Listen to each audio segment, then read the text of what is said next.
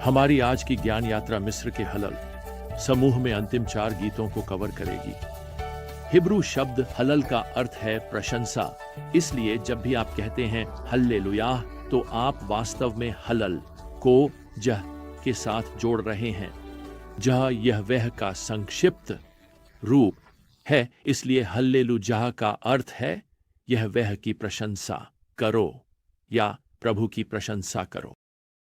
अब हम वैसे आज हल्लेलुयाह गाने का उतना ही कारण रखते हैं जितना कि यहाँ पर इजरायलियों के पास था। जैसे कि भजनकार यहाँ भजन 115 को खोलता है, उद्घाटन पद इस पूरे भजन के लिए स्वर सेट करता है। हमारे लिए नहीं, हे प्रभु, हमारे लिए नहीं, बल्कि आपके नाम को महिमा दें। खैर, यह हल्लेलुयाह कहने का एक और तरीका है। यहाँ लोग भगवान को महिमा दे रहे हैं। अब आप सोच रहे होंगे, वे उन्हें महिमा क्यों दे रहे हैं? खैर, पद 2 हमें एक संकेत देता है। राष्ट्र क्यों कहें उनका भगवान कहाँ है? अब यह प्रश्न इस्राएल के इतिहास में दर्ज है और यह एक प्रकार का एक गैर यहूदी ताना था। यही सच कहें तो यह किसी को कहने के लिए सबसे अधिक निर्दयी बात थी जिसे आप पसंद नहीं करते थे। वैसे मैंने आज भी वही चीज देखी है। हाल ही में पेशेवर एथलीटों को अपने विरोधियों का मजाक उड़ाने के लिए दंडित किया जा रहा है। खैर, इजराइल के विरोधी उन्हें इस प्रश्न के साथ ताना मार रहे हैं, तुम्हारा भगवान कहाँ है? असल में वे कह रहे हैं, और तुम्हें पता है तुम्हारा भगवान तुम्हारी बहुत अच्छी देखभाल नहीं कर रहा है। और वे अपनी उंगली दिखा रहे हैं और उनके ऊपर मंडरा रहे हैं। और आप कल्पना कर सकते हैं कि इजरायली इस तरह के ताने से कितनी नफरत करते थे, क्योंकि यह उन्हें याद दिलाता था कि जो अनुशासन वे अनुभव कर रहे थे, खैर वह उनकी गलती थी। ये भगवान की गलती नहीं थी। लेकिन इन विरोधी राष्ट्रों के लिए ऐसा लग रहा था कि इजराइल का भगवान उन्हें छोड़ चुका है और वे इजराइल का इस वजह से ताना मारते थे। क्या आपने कभी खुद को ताने के गलत छोर पर पाया है कि भगवान ने आपको विफल कर दिया है? शायद शैतान ने आपके कान में वह आरोप फुसफुसाया हो। शायद काम पर कोई अविश्वासी आपको ताना मारता है क्योंकि किसी कठिनाई के कारण जो आप अनुभव कर रहे हैं, या शायद कुछ ऐसा जो आज की संस्कृति में हो रहा है। खैर, मैं आपको बताना चाहता हूं, कभी भी अपने आरोपियों से सहमत न हो कि भगवान ने आपको छोड़ दिया है।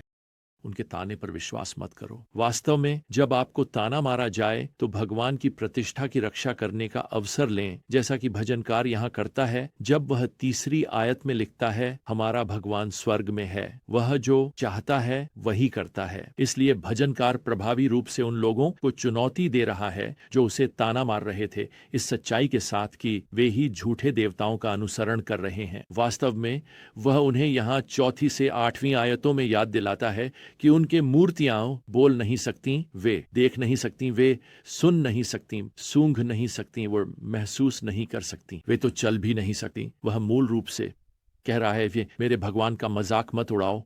मेरा भगवान एक जीवित भगवान है। तुम्हारे सोने और चांदी के देवता, खैर वे अच्छे दिख सकते हैं, तुम उन्हें देख सकते हो, लेकिन वे तुम्हारे लिए कुछ नहीं कर सकते। उनकी मूर्तियां दिखाई देती थीं, लेकिन उनमें कोई शक्ति नहीं थी। यहोवा अदृश्य था, लेकिन उसके पास सारी शक्ति थी। यही कारण है कि अब यहाँ 11वीं आयत में इस्राएल के बच्चों से कहा गया है कि वे प्रभु पर भरोसा करें, कि वह उनकी मदद और उनकी ढाल बने। इसका मतलब है कि भगवान जीवित हैं, वह भरोसेमंद है, वह अपने लोगों की रक्षा करने में सक्षम है। प्रिय, चाहे आज दुनिया आपको आपके भगवान में विश्वास के लिए कितना भी चिढ़ाए, बस याद रखें, भगवान भयभीत नहीं होते और आपको भी नहीं होना चाहिए। आप यहां भजनकार के साथ 18वीं आयत में कह सकते हैं, इस समय से और हमेशा के लिए प्रभु की स्तुति करो। अब यह अगला भजन 116 हमें एक सामूहिक भजन से एक बहुत ही व्यक्तिगत भजन की ओर ले जाएगा। हम इसे कोई एकल गीत कह सकते हैं। यहाँ 19 आयतों में प्रथम पुरुष सर्वनाम का 37 बार उपयोग किया जाएगा। अब यह गर्व से नहीं, बल्कि एक बहुत ही व्यक्तिगत गवाही देने के तरीके में है। ऐसा लगता है कि यह गुमनाम भजनकार प्रार्थना का कुछ उत्तर प्राप्त कर चुका है। वाह वाह।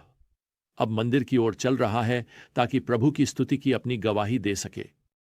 कुछ विद्वानों का मानना है कि यह भजन गंभीर रूप से बीमार राजा हिजकिय्याह द्वारा लिखा गया था, जिन्होंने प्रभु से प्रार्थना की थी।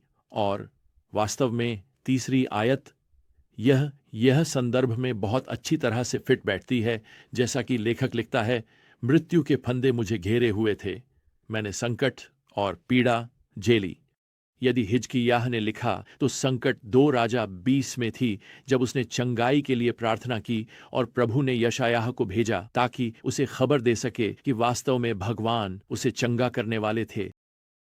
अब हम निश्चित रूप से नहीं जानते कि हिजकिय्याह ने यह भजन लिखा था या नहीं, लेकिन हम यह जानते हैं कि आज हम जिस भी संकट का सामना कर रहे हैं, चाहे वह शारीरिक हो, वित्तीय हो, भावनात्मक हो, आध्यात्मिक हो, चौथी आयत हमारे लिए सबसे अच्छा उत्तर प्रस्तुत करती है।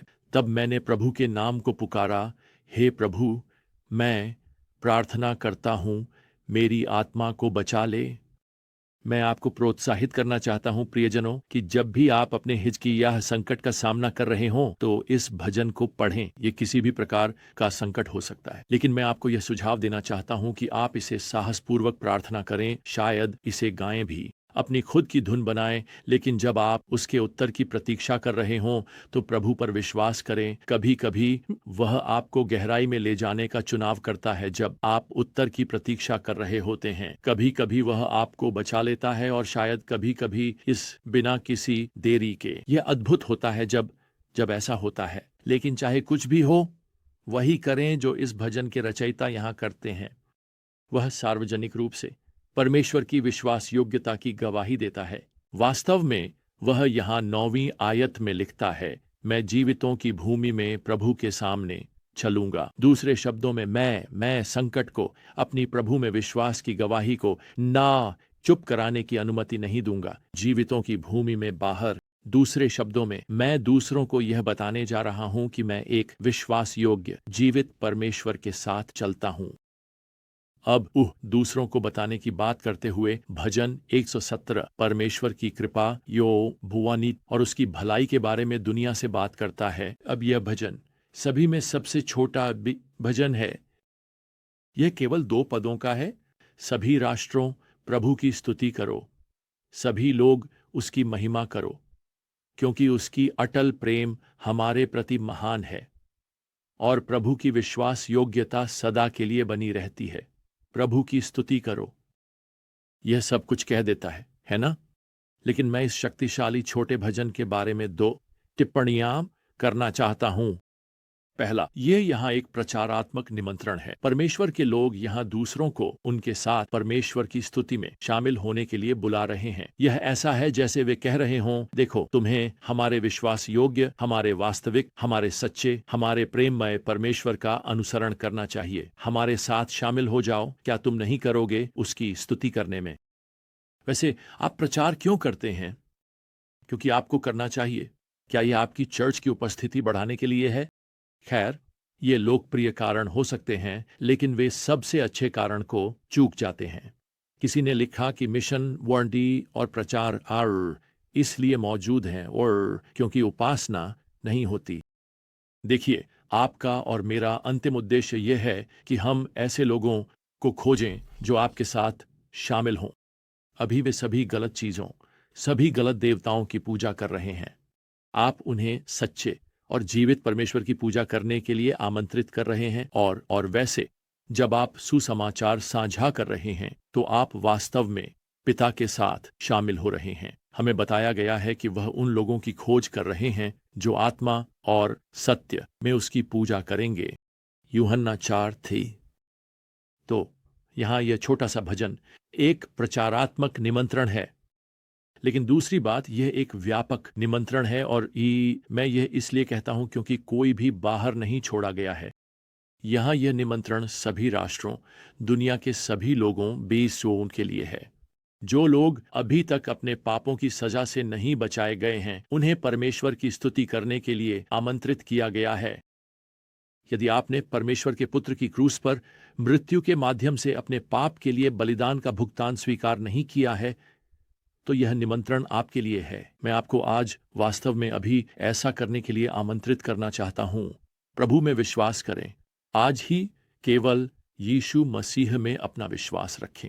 और यदि आप ऐसा करते हैं तो आप मेरे साथ शामिल हो सकते हैं। आप परमेश्वर के अटल प्रेम और उसकी विश्वास योग्यता के इस छोटे से भजन को गाना शुरू कर सकते हैं, क्योंकि आप इसे मानेंगे और आपके लिए यह सदा के लिए बना रहेगा।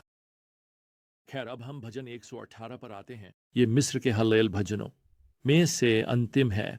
अब हम निश्चित नहीं हैं कि इस अंतिम भजन की रचना किसने की, लेकिन हम यह जानते हैं कि अब सैकड़ों वर्षों से यहूदी लोग इसे फसह के पर्व के दौरान गा रहे हैं। और मुझे आपको बताने दें, ये भजन हमारे उद्धारकर्ता का एक अद्भुत चित्रण प्रस्तुत करते हैं। अब यह भजन निश्चित रूप से उन अंतिम गीतों में से एक है, यदि अंतिम गीत या भजन नहीं है जो यीशु ने अपने शिष्यों के साथ गाया था, इससे पहले कि वे उस ऊपरी कक्ष से गेतसमनी के बगीचे के लिए गए जहां उन्हें धोखा दिया गया था।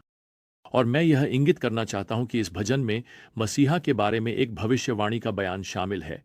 यहां पद 22 में यह कहता है, जिस पत्थर को राजमिस्त्रियों ने ठुकरा दिया था वही दे के कोने का पत्थर बन गया है।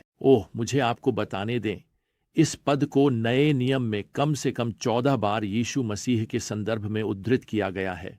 जिस पत्थर को इज़राइल की जाति ने ठुकरा दिया था वही उनका सच्चा मसीहा यीशु मसीह था। क्या आप कल्पना कर सकते हैं कि यीशु ने उस रात यह भजन गाया जब उन्हें धोखा दिया गया? सच कहूं तो मैं कल्पना नहीं कर सकता कि यीशु ने कुछ भी गाया होगा। मैं कल्पना नहीं कर सकता कि अगर मुझे पता होता कि मैं कुछ ही घंटों की दूरी पर होने वाले कष्टों से गुजरने वाला हूं, तो क्या मेरे दिल में कोई धुन होती। लेकिन यीशु ने ऐसा किया, और इसका कारण यह है, प्रिय, उनकी मृत्यु कोई दुर्घटना नहीं थी। यह सब आपके और मेरे उद्धार के लिए प्रभु द्वारा योजनाबद्ध था। खैर, इसके साथ ही आज के लिए हमारा समय समाप्त होता है। हमारी अगली ज्ञान यात्रा तक प्रभु यीशु मसीह की कृपा और परमेश्वर का प्रेम और पवित्र आत्मा की संगति आप सभी के साथ हो। आमीन।